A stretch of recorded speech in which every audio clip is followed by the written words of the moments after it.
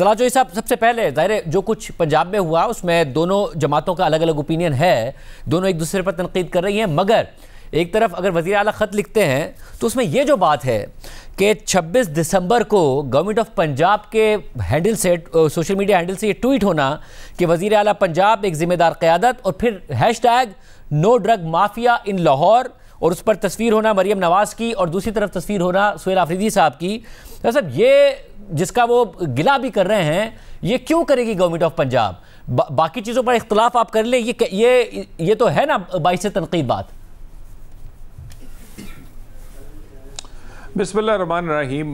शाहज़ेब, क्या ही अच्छा होता कि अच्छी बातों से शुरू किया जाता कि पूरी सिक्योरिटी दी गई है, खैर खैरियत से आए हैं, खैर खैरियत से वापस गए हैं, असेंबली में इनको पूरी आज़ादी दी गई हर जगह घूमने फिरने की।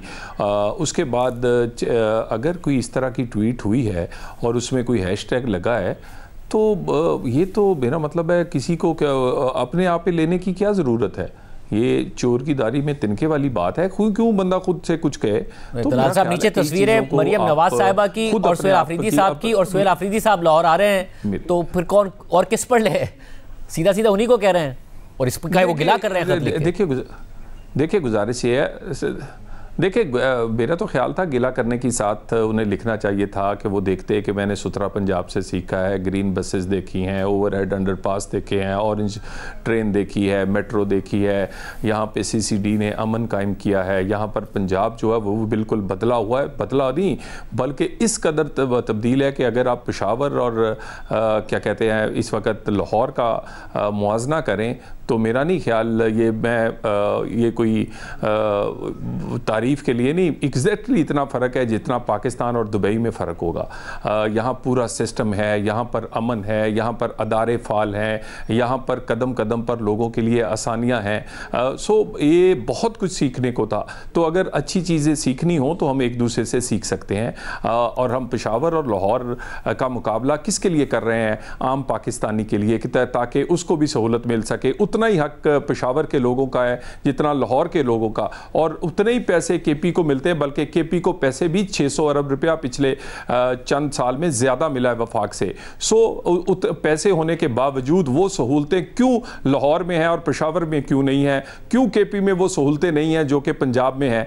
इसीलिए मेरा ख्याल है हमें ये एक दूसरे से सीखने का मौका मिलना चाहिए। एक दूसरे पे जो कंपैरिजन है वो कारकर्दगी का होना चाहिए, काम का होना चाहिए, गाली का और तनकीद का, ओए ओए का कंपैरिजन नहीं होना चाहिए। शफी जान साहब, जो मुतादिद वाक़यात हैं इसमें जो स्पीकर के हवाले से हुआ, जो पंजाब असेंबली में वाक़या हुआ, उसमें स्पीकर साहब कह रहे हैं कि लीडर ऑफ द अपोजिशन से कहा गया कि ये रेड जोन है, सिक्योरिटी का मसला होता है, आप नाम दीजिए।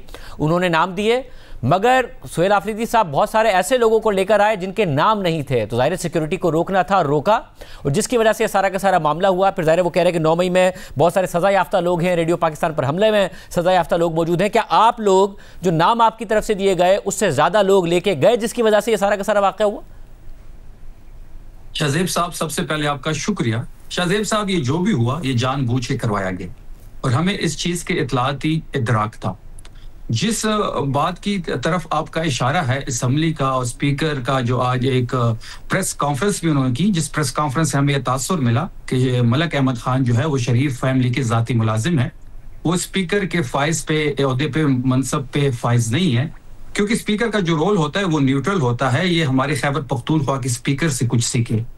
जहां तक लिस्ट की बात है शाहज़ेब साहब, मैं खुद इस बात का गवाह हूं कि इन्होंने हमें असेंबली के गेट से 500 मीटर दूर हमारी गाड़ियां खड़ी की, सिर्फ सीएम साहब की गाड़ी अंदर गई, बाकी जितने भी कैबिनेट मेंबर्स थे, जो पार्लियामेंट हमारे एमपीएस थे, वो पैदल चल के गए। मेन गेट पे एक लिस्ट थी, इनके पास थी, लिस्ट इनको प्रोवाइड की गई थी। उसके बाद एक और हर्डल थी, उस पर वहां भी लिस्ट थी। जब ये हमारी गाड़ियां 500 मीटर दूर खड़ी कर सकते थे तो लिस्ट भी इनके पास थी, उन लोगों को आने देते जिनका नाम लिस्ट में था, क्योंकि एक सियासी सीएम है, वो वजीर आला है, उसके साथ एक लोग मूव करते हैं, इसमें वर्कर्स भी होते हैं, उसमें ओहदेदार भी होते हैं, तो वो इनका काम था, इनकी जिम्मेदारी थी कि वो जिन लिस्ट में लोगों के नाम ना होते उनको मेन गेट से अंदर ही नहीं आने देता। और जहां तक अंदर जो हुआ शाहज़ेब साहब, जो असम्बली की राहदारियां हैं पंजाब असम्बली की, आप किसी भी अपने जर्नलिस्ट कुलीग से पूछ ले, वहां पे राहदारियों में सहाफियों को इजाजत ही नहीं है अंदर आने की। इन्होंने जानबूझ के 9 लोगों को अंदर जाने दिया। उन 9 लोगों के नाम भी हमारे पास हैं। उन लोगों के पास एक जैसे सवालात थे, व्हाट्सएप के थ्रू आए या उनको बैठा की ब्रीफिंग दी गई। तो ये जो भी हुआ, जो भी सिनेरियो क्रिएट किया गया, जिस तरीके से मैन हैंडलिंग हुई, ये पंजाब हुकूमत ने जानबूझ के किया।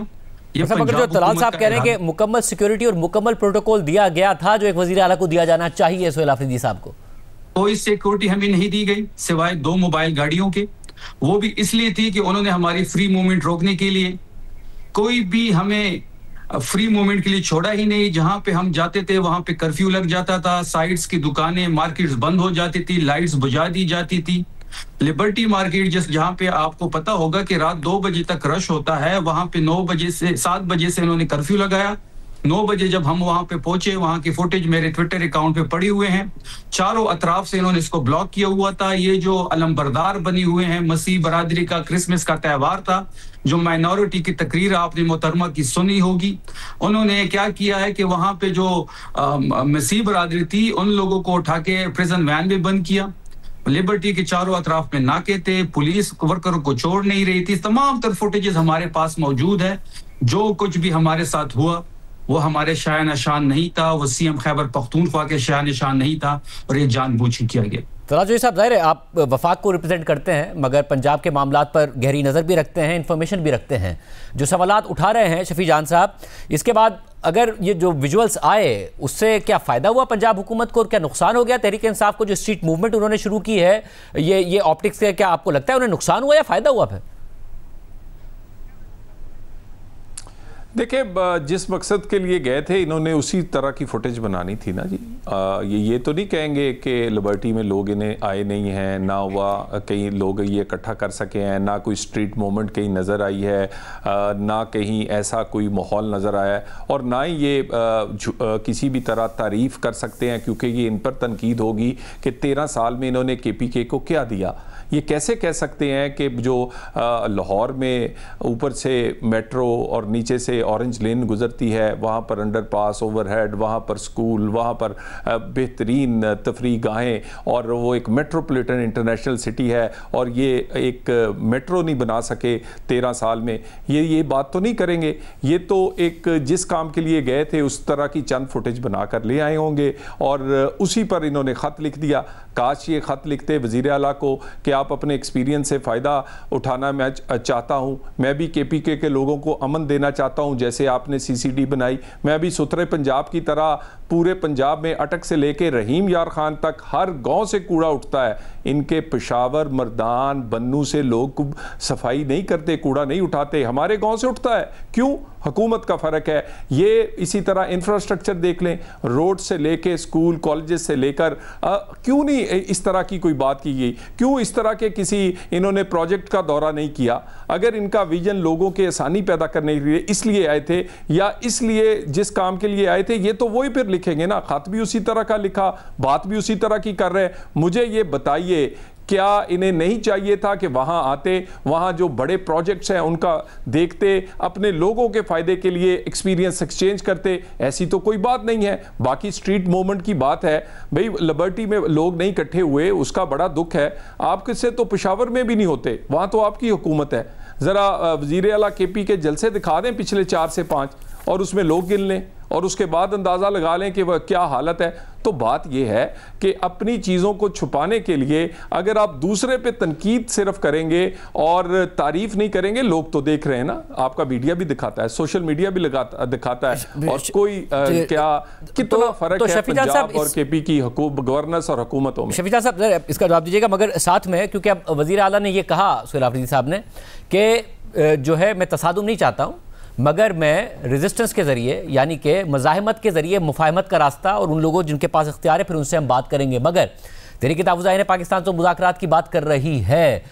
कभी कभार जो परसेप्शन होता है रेजिस्टेंस का वो बेहतर नहीं होता, क्योंकि ये बात अलीमीन गंडापुर साहब भी करते थे, मगर जब वो नाकाम हो गए तो वफाकी हुकूमत को कॉन्फिडेंस और ज़्यादा आ गया। आपको लग रहा है ये स्ट्रीट मूवमेंट की कॉल और इस वक्त मुज़ाकरात करना ज़्यादा बेहतर है, या स्ट्रीट मूवमेंट को मोबिलाइज करके आप मुज़ाकरात करें और उसमें नाकाम हो गए तो इस वफाकी हुकूमत को ज़्यादा कॉन्फिडेंस मिल जाएगा और शायद भी टेबल पर ना है? शाहजेब साहब, जो सवालात मैंने आपके पास छोड़े और आपने जो सवाल तलाल साहब से किया उसका जवाब तो नहीं आया। उनके पास एक ही घिसी पिटी एक ही रील है कि मेट्रो इधर से आ रही है, ऑरेंज ट्रेन ऊपर से आ रही है। इन्होंने 600 अरब का जिक्र किया। हमारे बिल्कुल वजीर खजाना ने एक प्रेस रिलीज किया जिसमें बताया गया कि केपी को इतने पैसे इतने सालों में मिले। तो क्या वजीर खजाना पंजाब का डेटा पब्लिक करेंगे? क्या वजीर खजाना सिंध का डेटा पब्लिक करेंगे? बलोचिस्तान का करेंगे? उसके बाद हम बिल्कुल ब्रेक इवन भी देंगे। क्या पंजाब ब्रेक इवन देगा उन पैसों का? तो इनको, तलाल साहब को भी, और आपके पास एक और चीज में यहाँ पे एक सवाल इसमें यह कि बीच में ऐसा हुआ कि क्योंकि आपकी खैबर पख्तूनख्वा में हुकूमत है तकरीबन 13 साल से, उसमें बीच के तकरीबन पौने 4 साल ऐसे हैं जिसमें वफाक में भी आपकी हुकूमत थी। तो ये गिला फिर वफाक तो नहीं हो सकता ना, क्योंकि फिर उस वक्त पंजाब में भी आपकी हुकूमत थी। तो क्या उस वक्त भी पैसे नहीं मिले खैबर पख्तूनख्वा को वो डेवलपमेंट करने के लिए जो पंजाब में? शाहजेब साहब, जिस टाइम हमारी गवर्नमेंट थी वफाक में, आपको याद होगा कि कोविड का इशू था। उसके बाद जो इकोनॉमिक सिचुएशन थे, 2 दफा हमने NFC की। हमने तो सबसे ज्यादा दफा कोशिश की कि हम अपने तमाम सूबों को हक दें, लेकिन अनफॉर्चुनेटली जो कोविड का सीन हुआ और जो इकोनॉमिक कंडीशन ये छोड़ के गए थे, तो वो सब आपके सामने है। और जहां तक आपने मज़ाहमत की और मुज़ाकरात की बात की, तो शाहजेब साहब, जो हमारे साथ इन्होंने पंजाब में किया, जो इस वक्त पूरे मुल्क में हमारे साथ हो रहा है, जो जिस तरीके से हमें दीवार के साथ ये लगा रहे हैं, एक इलेक्टेड CM जो पाकिस्तान में वाहिद इलेक्टेड CM है, और पंजाब ने पहली दफा एक CM को देखा, ओरिजिनल CM को जो फॉर्म 45 का है, बड़े करीब से देखा। वो अब मुझे तो ऐसा फील हो रहा था शाहजेब साहब, अगर हम 2 दिन मजीद वहां पे ठहरते तो लोग सोहेल आफरीदी को ही पंजाब का वजीर आला मान लेते। और अभी भी वो पंजाब के और लाहौर के लोगों पे दिल पे राज कर रहा है। इनकी CM निकल सकती है क्या बगैर प्रोटोकॉल के साथ कहीं निकले? तो ये हार चुके हैं, इनके पास कुछ नहीं रहा ना। इनके पास सिर्फ 9 मई है, 26 नवंबर है। और जहां तक मज़ामत और मफामत की बात है, बिल्कुल हमारा ये मानना है कि इस बार जो भी हो, चाहे मज़ामत हो चाहे मुज़ाकरात हो, नतीजा खेज हो। और हम चाहते हैं कि मज़ामत के थ्रू ही मफामत की तरफ जा सकते हैं। तलाजवी साहब, ये ज़ाहिर मरीम नवाज साहिबा कहा करती थी कि मुज़ाहमत से ही मुफाहमत का रास्ता निकलेगा, और उनकी बात दुरुस्त साबित हुई थी। अब सोहेल आफरीदी साहब भी कह रहे हैं, तो हुकूमत जब ये स्ट्रीट मूवमेंट हो उसका इंतज़ार करेगी या फिर उससे पहले मीनिंगफुल डायलॉग के लिए इंगेज करेगी?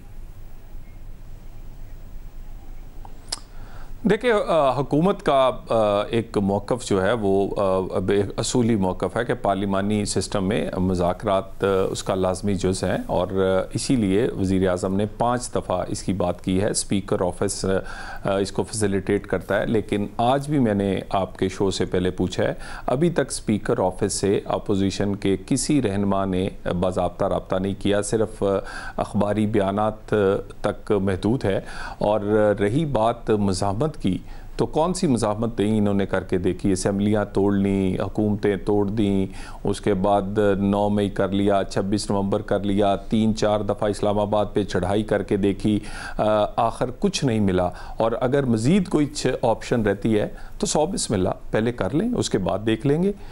लेकिन मैं एक आपसे बात कह दूँ, पाकिस्तान की रियासत और पाकिस्तान की रियासती अदारे जो कोई ख्वाब देख रहा है कि यहाँ बांग्लादेश बनेगा, नेपाल होगा, श्रीलंका होगा, ये पाकिस्तान है और पाकिस्तान ही रहेगा। अल्हम्दुलिल्लाह पाकिस्तान के अदारे और पाकिस्तान के लोग जो हैं इस तरह की किसी चीज़ के को कामयाब नहीं होने देंगे। ये जो ख्वाब है ख्वाब ही रहेंगे। अगर मज़ीद कोई इन्होंने मुज़ाहमत का कोई रास्ता देखना है तो देख लेना, और उसका अंजाम कौन देख रहा है, उसके रिज़ल्ट कौन भुगत रहा है। KPK के लोग, उन पे किसी की तवज्जो नहीं, कोई नहीं पूछता कि आपके सेहत के, आपके तालीम के, आपके बाकी अमन व अमान कहाँ है। क्या मुझे ये कह रहे हैं कि ब्रेक इवन मैं देता हूँ, ब्रेक इवन आइए, मैं फिर कहेंगे नेम और शेम करते हैं। आप दहशतगर्दी की जंग में ही कंट्रीब्यूशन देख लें, आप देख लें कि किस सूबे ने क्या कंट्रीब्यूट किया, किसने अदारे बनाया, किसने नहीं। सिर्फ इस पेशावर में सेफ सिटी पूरा मुकम्मल नहीं है। सबसे ज़्यादा दहशतगर्दी किधर है?